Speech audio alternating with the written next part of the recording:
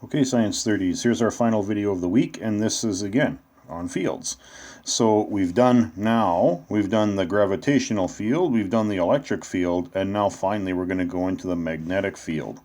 So once again, we start off with the big wordy definition. So a magnetic field is a property of the space around a magnet or an electric current that enables the magnet or electric current to exert forces on other magnets, such as compass needles and electric currents that enter this region. So what does this mean? So what you need to know in Science 30, guys, first of all, you should all know this anyways, north and north repel. South and south repel, and north and south are going to attract. And the second thing I need you to know is that the direction.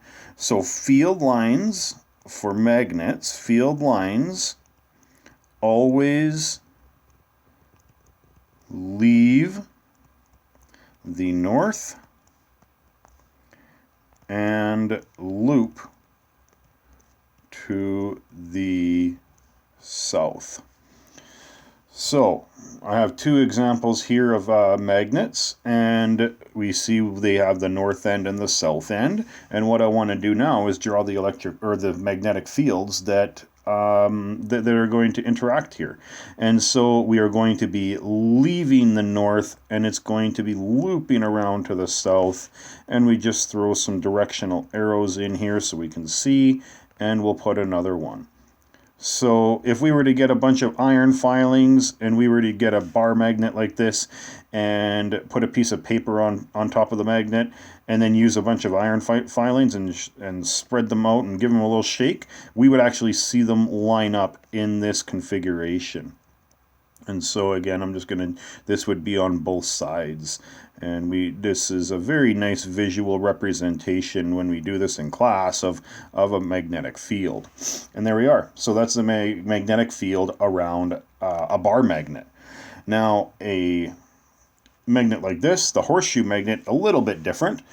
And so what we want to do here is take a look now at what happens. And so once again, it's a bit of a loop.